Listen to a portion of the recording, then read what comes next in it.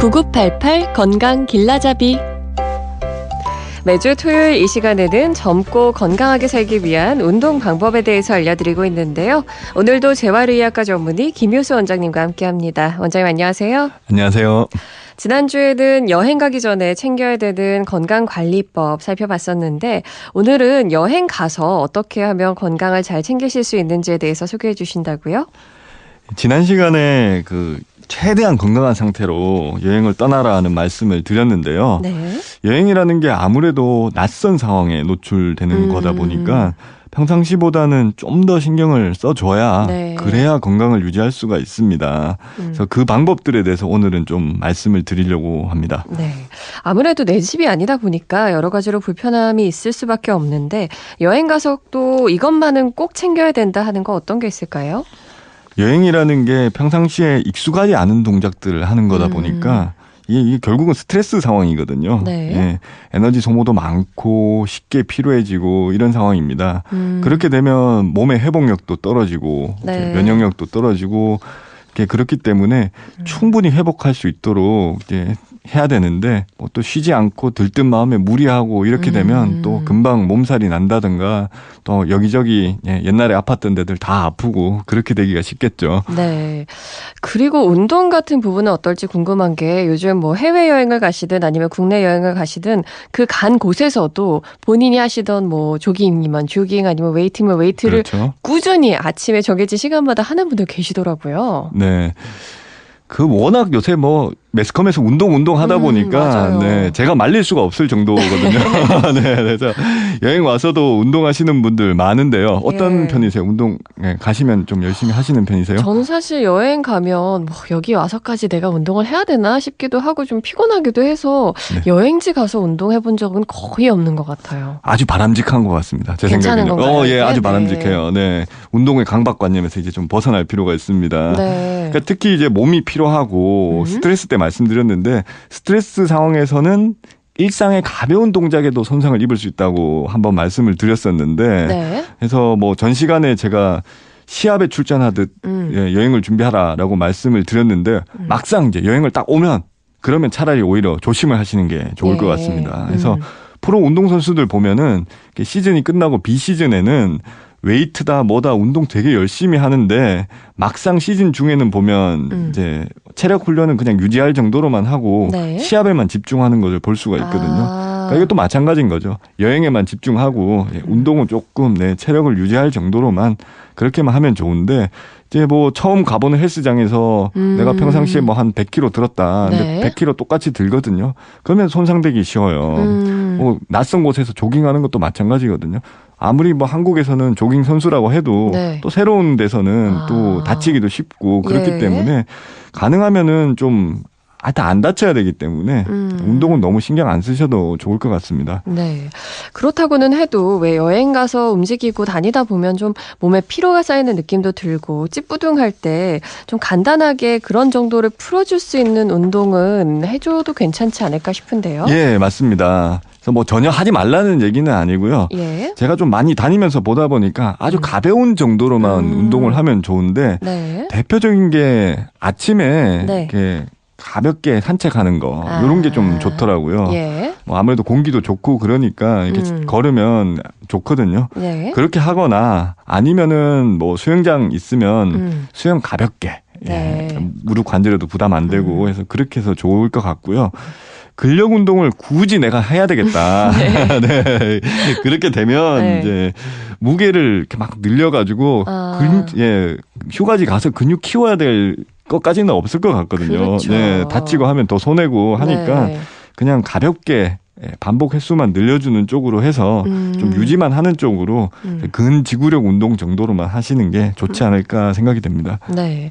또 외국 여행 가시는 경우에는 시차가 안 맞고 해서 잠을 잘 못 주무시는 분들도 많으신데 숙면에 도움이 될 만한 운동법 아니면 챙기면 좋을 것들 뭐가 있을까요?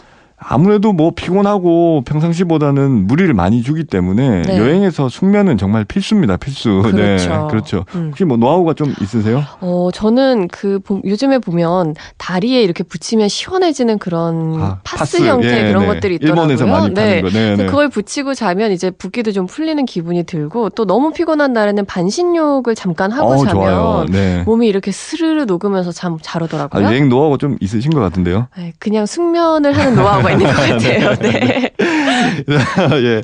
아까 운동 얘기도 뭐 말씀했지만 네. 운동을 특히 가볍게 그렇게 하는 게 아니라 야간에 하면 또 흥분시키는 신경인 교감신경이라고 하죠. 그런 네. 것들 때문에 오히려 각성 상태가 돼서 숙면을 취하기가 어렵습니다. 네. 근데 말씀하신 대로 뭐 미온수에 샤워를 한다든가 그렇죠? 따뜻한 물에 10분 정도 뭐 반신욕이든 전신욕이든 담근다고 하면 혈액순환이 촉진되고 잠이 잘 오죠. 네. 근데 이제 시차가 생겨버리면 사실 이것만으로는 좀 부족한 경우가 있어요. 예. 그래서 이제 고생하시는 분들 같은 경우에는 이제 우리 몸에서 나오는 수면 호르몬이 이제 멜라토닌이라는 게 있습니다. 네. 요거를 미리 좀 처방을 받아서 가시면 좋아요. 네.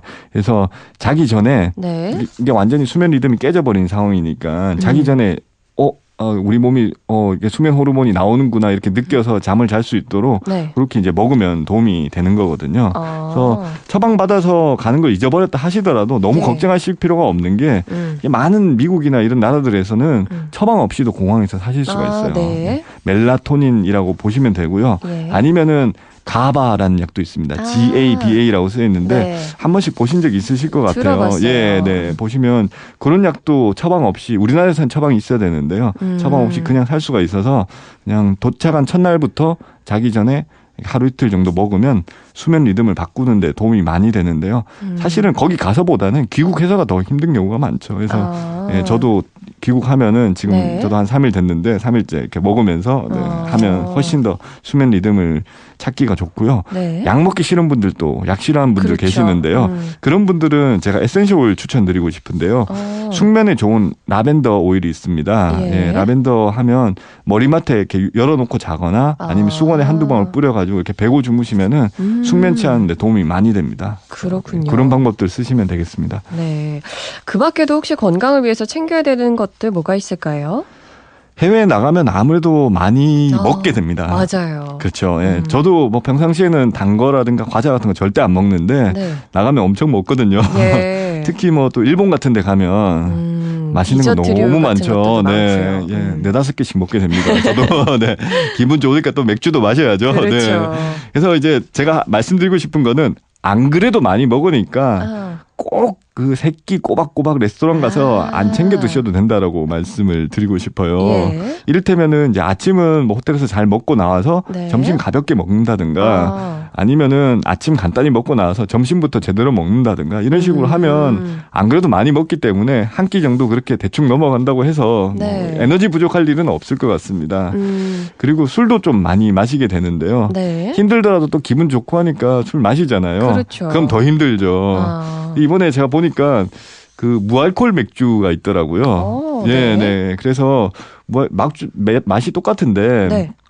그냥 또 여행 온 기분도 내고 몸은 안 피곤하고 보니까 이것도 하나의 좋은 대안 중에 하나인 것 같습니다. 맛은 맥주랑 같나요? 똑같아요. 네. 근데 취하지는 않고요. 예, 취하진 않고. 네. 근데 여행 가서 피곤하니까 좀 몽롱해지긴 하죠. 그러니까 맥주 마시면 피곤함에 취하는 거군요. 그렇죠. 네네.